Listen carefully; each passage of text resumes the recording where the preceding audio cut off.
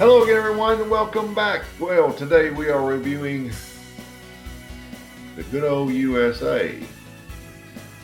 This is the American from JC Newman. Check out that band, will you? Now, when I say this is the American, I mean everything about this cigar. And when I say everything, a lot of you are thinking tobacco only. Everything. The boxes, all are made from American products by Americans. Even the band, the ink for the band, everything is made here in American by Americans, including the cigar. Made in America by Americans in Tampa. Very interesting read. Very interesting read. Go to the blog, and I've pretty much taken everything from the JC Newman site on this cigar. It is so fascinating. And is way cool. See right there, Tampa, Florida.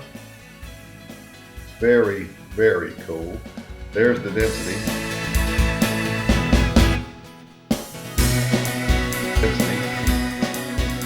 Has a very, very good feel in the hand. It actually comes in 4 sizes. Your typical sizes: Robusto, Toro, which we're reviewing today, Torpedo, and Churchill. Now, speaking of the blend, and hopefully you saw this on the lead-in, but let's just go through it. You may have to go back and pause it and look at everything in depth. But the wrapper is from Florida, Claremont, Florida. It's a Florida sun-grown.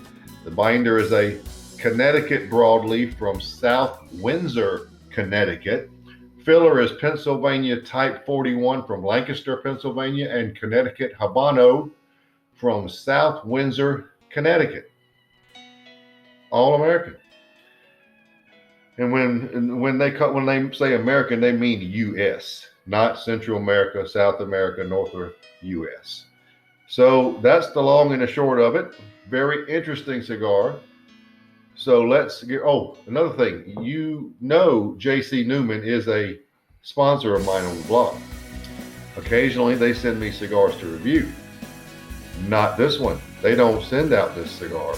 I purchased these from Small Batch Cigar a while back, and these are not given away by the manufacturer, so you have to purchase them, and I didn't mind because I was very intrigued by it. So that being said, let's get right to it. The JC Newman American Toro. I do like that band. It is so cool.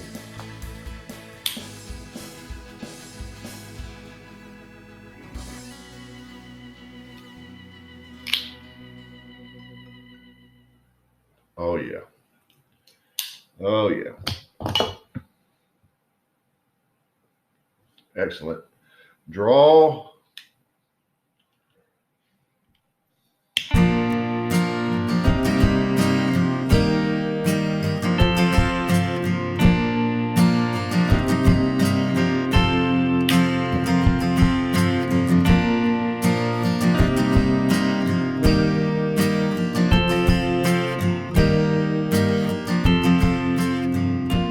Had several of these cigars, and I made notes on all the flavors that I got because it's so many things going on at different stages.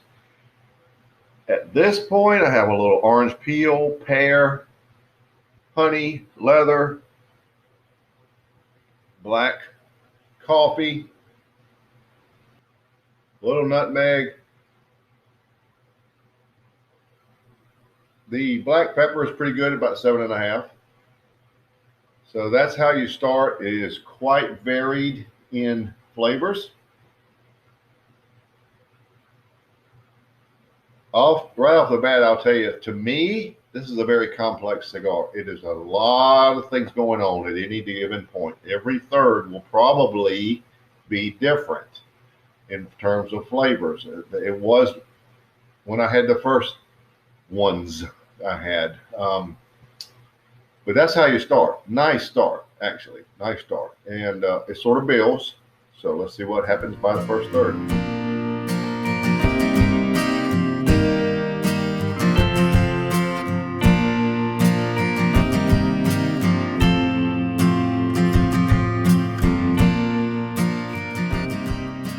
Over here at the first third, as you can see, it's burning evenly. And I would say the cigar is medium bodied. It's not overly powerful at this point, but the flavors continue to evolve and change. That's one thing you'll note about this cigar is the flavors don't just start one way and stay that way. In the first third, from the light up, they did transform somewhat,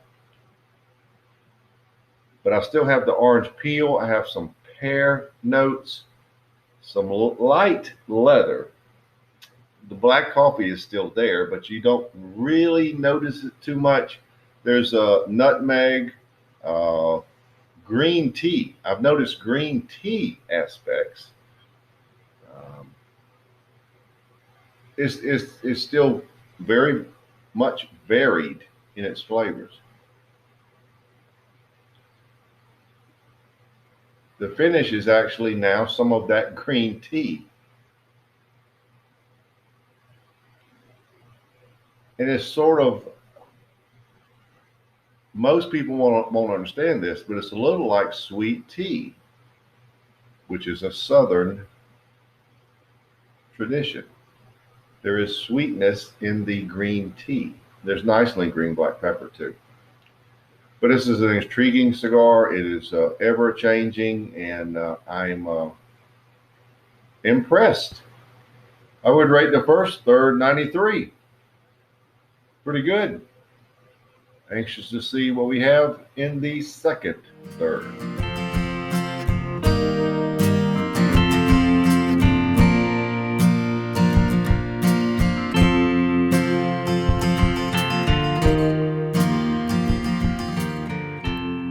In the second third,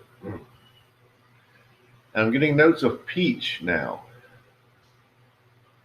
We'll also still have those lighter honey notes, give it some added sweetness.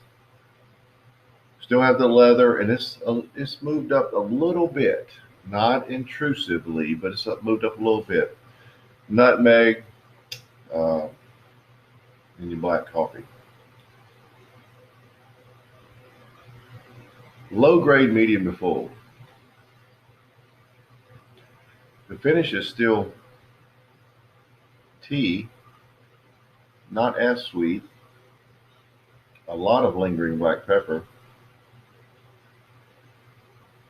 But the cigar continues to be intriguing.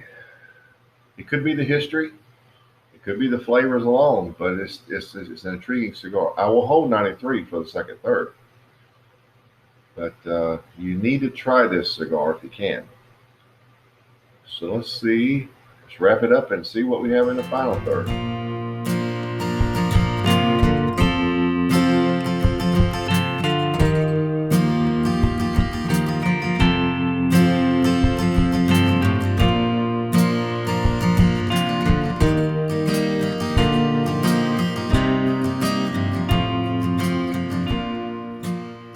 Well, we're down to the end, so let's wrap it up. Well, your flavors sort of jockeyed around a little bit. Still had some orange peel, light brown sugar now, light to medium leather, some peach notes, black coffee, nutmeg in the final stages, as a lot of times a cigar does by now, and I did clear it, but it really rose and caused a little muffleness to the sweetness. The cigar still has the basic same flavors, but a little muffled, and it lost a little something, but this is very late in the cigar, so it's not by any means a deal breaker. I would call it medium to full. Finish actually has some peach aspects to it, with significant sweetness. and light nutmeg notes. And the lingering black pepper remains very good. The black pepper on the front end is very good. It maintains 7.5 minimum throughout. Now, if you're thinking of trying these cigars, and you should, they're not inexpensive. This is a upper end cigar for JC Newman, or in the cigar industry alone, at around $18. So be aware of that, but it's well worth trying. I would lower the final third score simply because of the muffledness to 91. It got a little bit muffled. But the cigar overall was very good. Your overall score is 92.33. So, very intriguing, great history and background on the cigar. Well worth trying. So there you have it. The JC Newman American Toro 92.33.